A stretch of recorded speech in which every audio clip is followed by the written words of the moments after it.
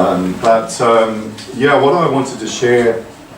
with you today really is some experiences and reflections that have come out of a specific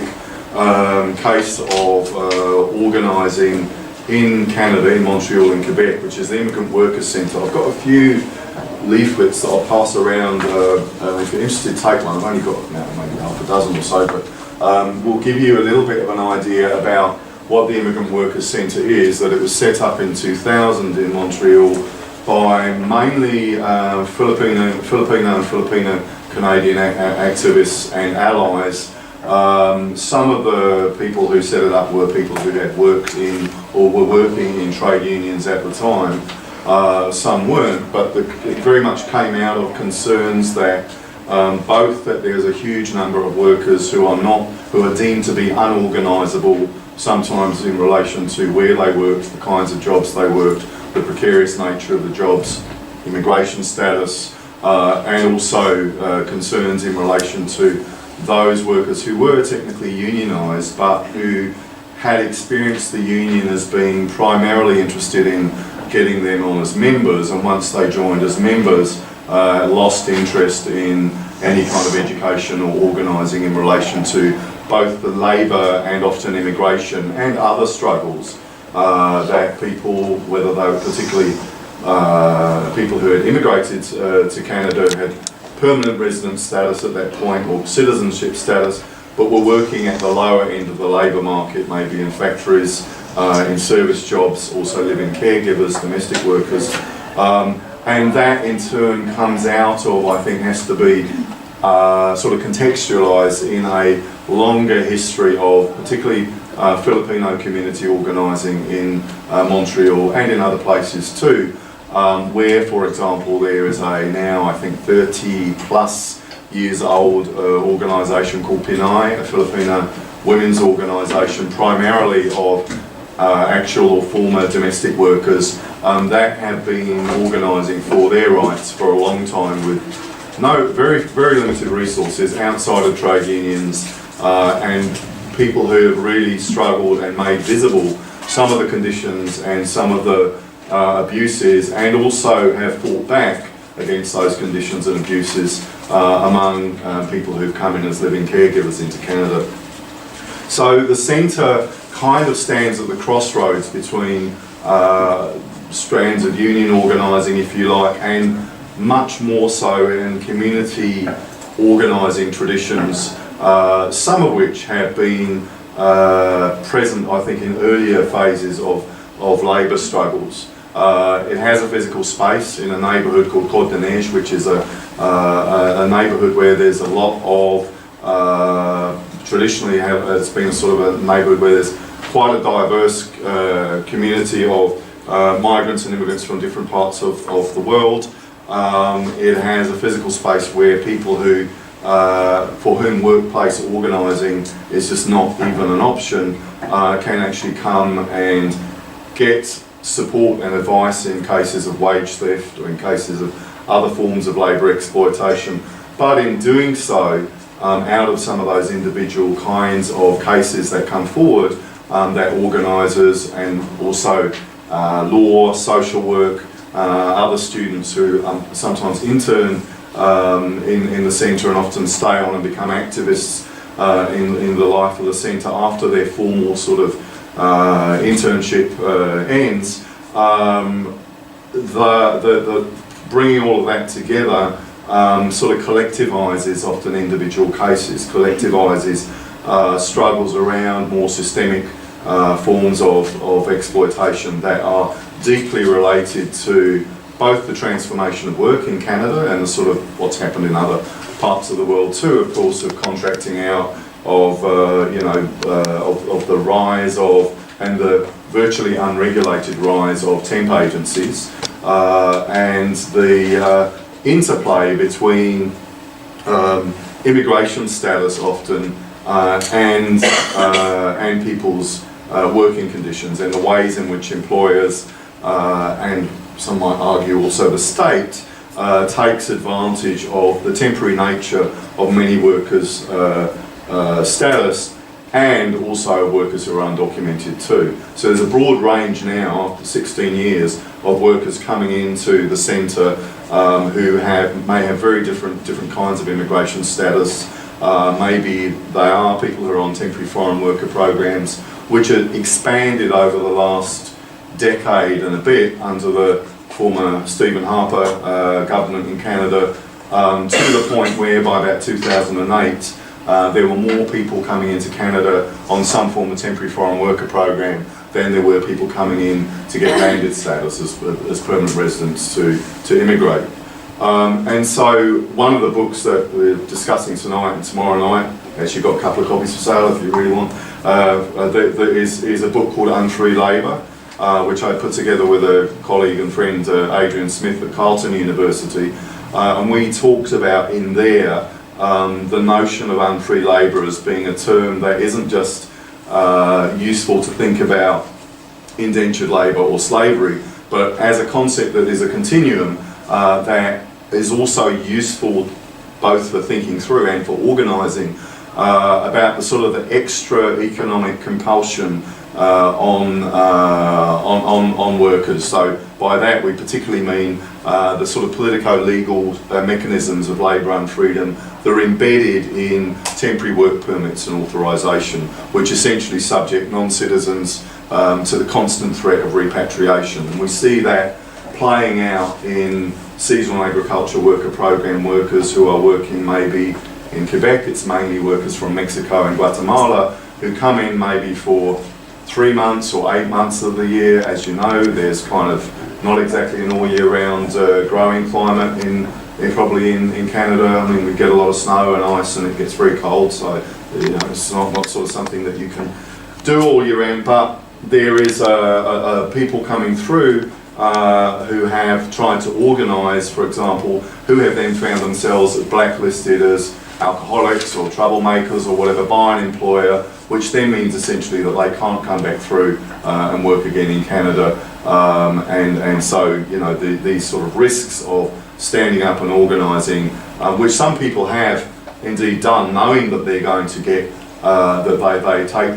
that risk. And sometimes people have, there's a chapter in the book, Unfree Labour, looking at seasonal agriculture worker organising it talks about both British Columbia and Ontario, where workers have felt that they needed to take a stand for their dignity and their rights, knowing that essentially they felt it was worth it to do that, knowing that the cost to them would be that they would get repatriated and sent back. So you have this kind of wide range of different legal sort of statuses for people coming into the centre. And the centre is largely, it does have some support from unions, but it's not a creation of trade unions per se. Just to put it in a little bit more context, in North America, in the US, there's probably now there's definitely over 200 worker centres in the US. Janice Fine, who's a sociologist at Rutgers, has written a book in 2006 on worker centres, and also revisited some of the work that she did recently about worker centres and looking at some of the sort of limitations and possibilities that come out of that model in relation to, let's say, more traditional forms of labour organising or union organising. In Canada, there's a number of different centres that have often quite different histories in different cities, far fewer. What I want to sort of focus on today is to talk a little bit about not only these centres as being places that, if you like, combine a sort of radical approach to quote-unquote service provision, so casework, sort of supporting workers to take cases about where they can about immigration or labour abuses further in different ways, whether that means delegations to employers, naming and shaming employers, whether it means putting a focus on the state in relation to the state's responsibilities to regulate, for example, in the case of temporary agency workers, demanding that the state actually sees that companies, client companies that use temp agencies should be responsible for labour abuses, labour conditions for that impact on those workers, rather than this very kind of amorphous relationship, this sort of triangular relationship that now has become almost very, it's not really so much at the margins anymore. I mean, Leah Bosco, who's I guess she's a sociologist, I think at York University, talks about the way in which the transformation of work in Canada and in the industrialised world, but also globally, I think we can see how this plays out too. How the so-called standard employment relationship, which is often the sort of assumption that much labour law and much union sort of organising has focused along, has eroded to the point where you end up having so many people in these relationships of trying to figure out now who is actually the boss here. Is it the agency or is it the client company? And what do you do if you then go to a labour relations board in a particular jurisdiction where you have a sympathetic official who says, you know what, we need to know who the employer is here, and the client company says, well, it's not us, and the agency says, yeah, no, it's not us, and where do you go and how do you deal with that? And so the centre is this kind of place where there's a lot of organising support for trying to build self-organising among particular groups of workers, particularly in recent years. So a temporary agency workers association, and I'll pass around again if you're interested, take one. I've got one, but there's some copies of a trilingual newspaper that's produced by workers in the centre in English, French and Spanish, which is used both to document some of the stories and some of the struggles of migrant and immigrant workers in the Immigrant Workers Centre, the Temporary Agency Workers Association, the Temporary Foreign Workers Association, but also is used as a tool to communicate labour rights to people in the course of outreach, basically going out to areas of the city where people are maybe queuing up to send remittances home, or where people know that there are particular work sites where there are large numbers of migrant workers going into, and then through sort of community networks. And it's also, I think, an example of the way in which knowledge and learning are very intrinsic to knowledge production, and learning very intrinsic to the kind of activism that's happening in the Immigrant Workers Centre. So about 10, 12 years ago, I was part of a group, an Immigrant Workers Centre research group, which is a mixture of, thanks Mario, there's a mixture of some academic allies who also happen to be part of the Immigrant Workers Centre, some of the organisers and activists around the centre, some graduate students, and we worked as part of a much bigger project on kind of lifelong learning, adult education. We worked on some presentations and sort of trying to think through and document learning in everyday life as an immigrant worker, migrant worker in Canada. And at the time, we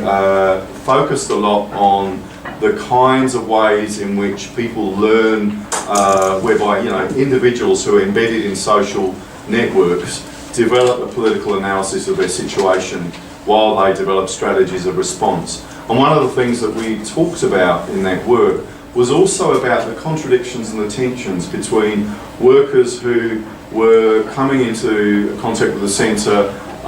who had stories. I mean, many people have stories of people who were either qualified people coming in finding that their qualifications were not recognised when they came to Canada, and finding themselves at a much lower part of the labour market than they were qualified for. And then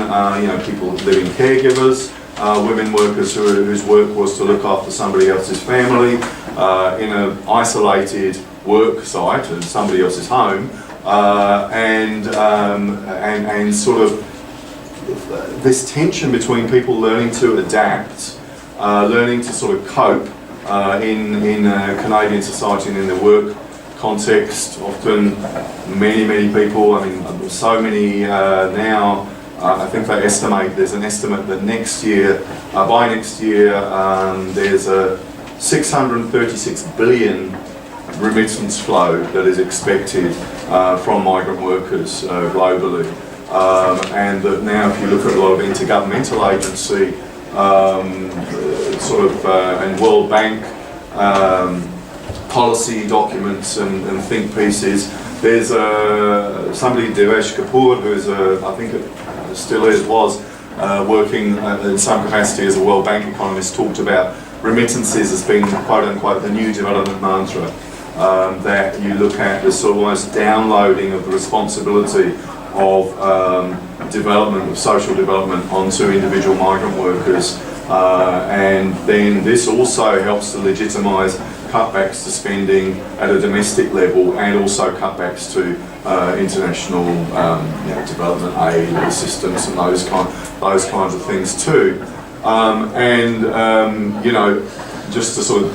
maybe just go off on the tangent a little bit more, if you're interested in this topic, I think Robin Rodriguez's work in the States, Robin wrote a fantastic book called Migrants for Export, How the Philippine State Brokers Migrant Workers to the World, where she looks at actually the other side of all of this picture, which is the state machinery since the Marcos dictatorship in the 70s of an official policy of exporting Filipino workers to over 200 countries in the world. Very sophisticated state mechanisms for, if you like, doing labour market analysis, or producing and educating and trying to discipline migrant workers, and this kind of creation of the ideal Philippine citizen as being somebody who actually goes overseas and becomes part of the 9% of the population that is migrant workers overseas and sends back remittances to the Philippines. So I'm trying to bear in mind some of the global aspects of all of this stuff, and I think that's why in the life of the Immigrant Workers Centre, both in terms of education, action, the research, the strength and the analysis that's coming up of some of the Filipino and Filipina comrades and colleagues in the life of the centre, of making some of those kind of links and connections back to other political and social organisations within their communities, and also transnationally through the migrant workers, so immigrant, what's it called now? International Migrants Alliance, and the Migrante, which is a network of Philippine migrant workers across the world, an alliance, if you like, which connects, I think, the daily struggles of migrant workers and immigrant workers in different parts of the world with bigger kind of analysis around political and economic forces and what's happening on the ground in the Philippines that's driving migration and so on. One of the things I think that we were really drawn to in that earlier work that we did around research, looking at sort of learning and education within the Immigrant Workers Centre milieu was, was very much about informal learning, was thinking about the kind of ways that people learn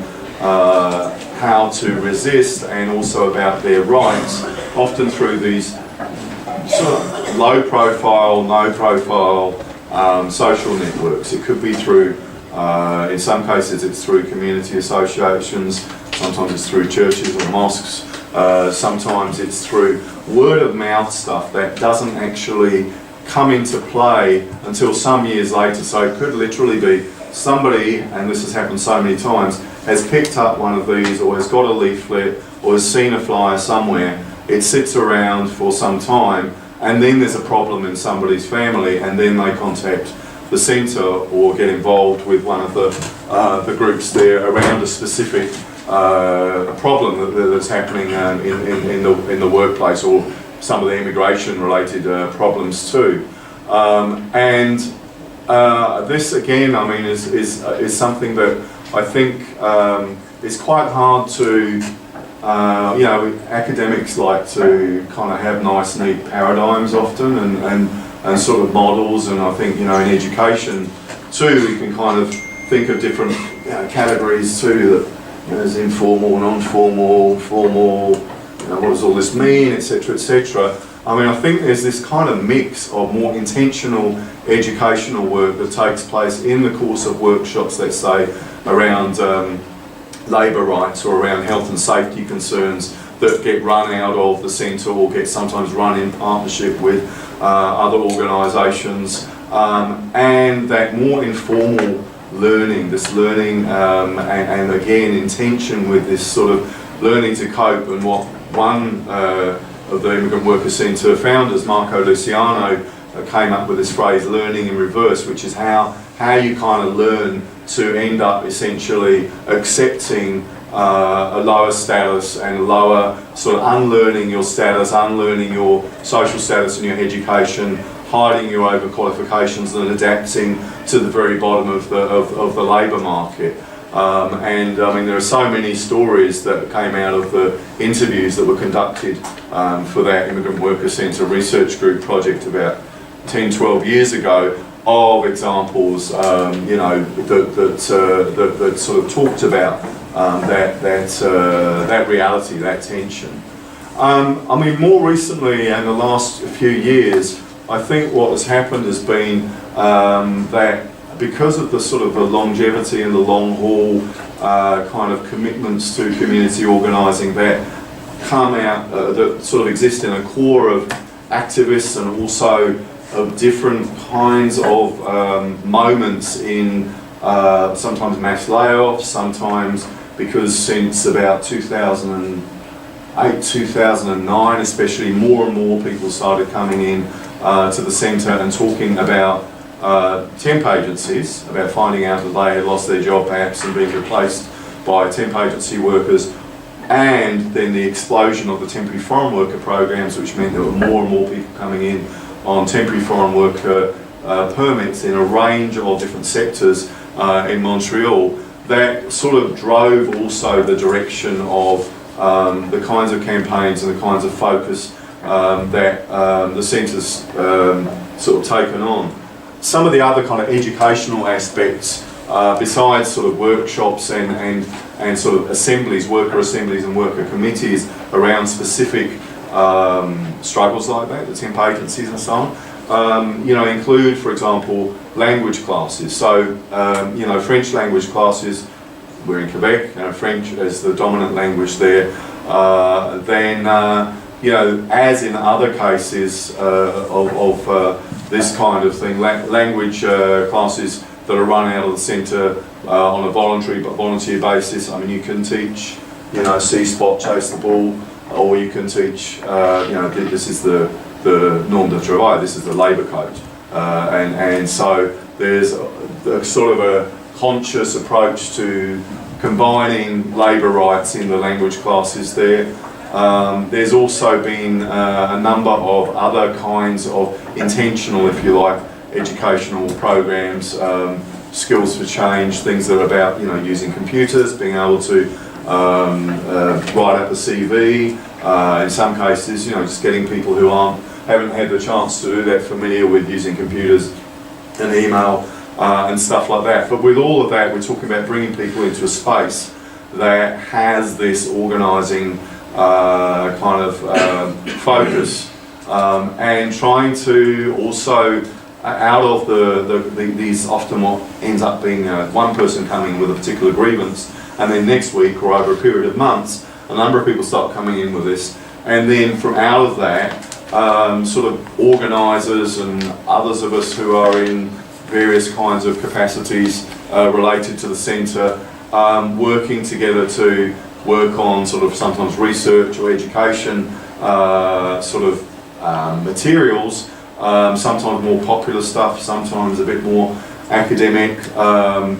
but with a view to trying to feed into some of the organising. So for example, because of the temp agency sort of issue, myself and Mustafa Hanawi is a good friend and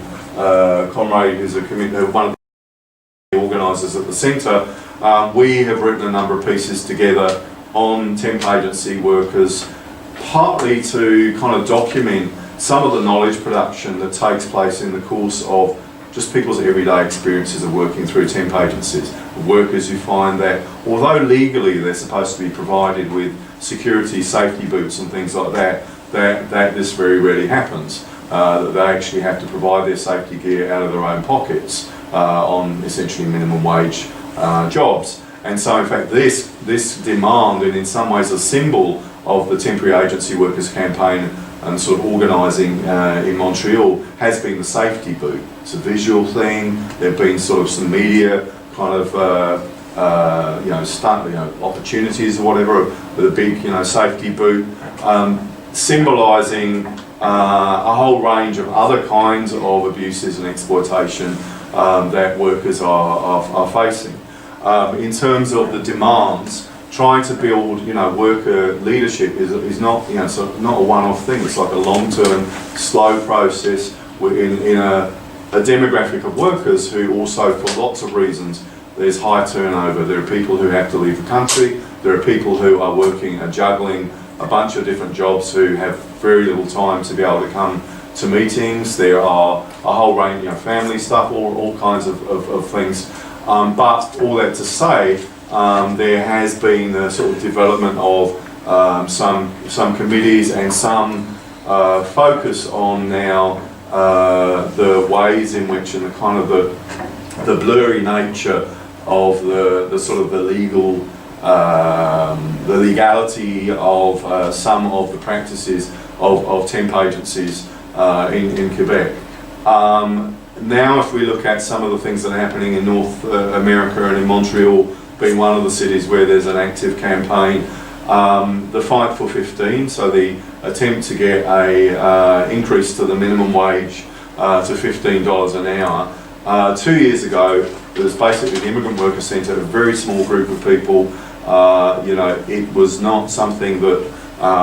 people were meeting and people were trying to sort of organise and so on. But it was a very low-key, small thing. Took a long time to sort of build. This year, now some of the unions have come on board, and there's a much higher visibility of this demand for an increase to the minimum wage. Of course, there's all these people who argue, oh, well, if you're going to get $15 an hour, I mean, well, the employers can't afford that, and blah, blah, blah. And of course, the actual reality is that the cost of living has gone up quite a bit over the last few years, but the minimum wage has not really gone up in any kind of real significant shape or form. And so the role, again, I think, of the learning and the knowledge that comes out of it, if you like, experiential learning, combined with the sort of more intentional learning processes that happen in the centre, I think are really key to understanding, what's sort of going on there. It's not an advocacy organisation in the same way as some organisations are that are not really, sort of made up of or involve or consult with migrant workers or immigrant workers. There's a strong attempt to build worker leadership and to essentially, take direction from the workers' experiences and struggles. And sometimes that brings the centre and the kind of the knowledge and the positions that the centre has into conflict with some advocacy groups and organisations that don't have that experience. But at the same time, I also think that there's something about this kind of long haul, slow, often small scale organisational processes that do start to have an impact after after a period of time. And so, again, thinking about education, the relationship with trade unions has, there's a long history of attempts to engage trade unions in discussions around a lot of these kind of issues. And I think now that the centre has been around for 16 years, there is this sort of recognition that not only, I think, because of a lot of union members in those unions themselves are facing different forms of precarity in the workplace, both in the public and in the private sector, that there are things that people and some workers who are unionised are looking to the centre as being a kind of a model that is more agile and able to immediately take action around particular kinds of grievances and struggles. So you have, in fact, some union activists now very, kind of getting involved and wanting to try to learn from and work with the centre in relation to mobilisation and organising and thinking through, some of the challenges of sort of building and maintaining, sort of unions in the current context. So I think, just to wrap up, I suppose, is that I don't think, as I was talking about yesterday in the workshop, I think that without looking at, and again, not with a romantic, rosy-coloured lens, understanding the contradictions and the tensions and the sort of the sometimes, one step forwards and two steps back nature of learning and education in struggle. I don't think one can understand some of the sort of the, I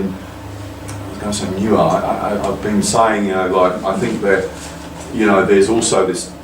sort of tension around whether or not people say that worker centres and some of the other non-union forms of organising, particularly workers who are seen to be at the margins, whether they're new or not. I mean, in some ways, I think what they invite us to do also is to go back to earlier traditions of struggle, or sometimes traditions of struggle from other parts of the world that sometimes migrant workers actually bring with them to countries that they're working in now, including, I'm thinking of the examples of Latin American workers who come to Britain in sort of earlier decades, certainly as political refugees, who brought struggle knowledge and then ended up actually within the working class jobs that they were working in, drawing on that struggle knowledge rather than necessarily needing sort of English trade unionists to sort of lecture them about how to organise. And I think we see that that kind of dynamic and that sort of tension play out in the sort of the everyday lives of the attempts to organise here. Just to end, I think, it's not a Montreal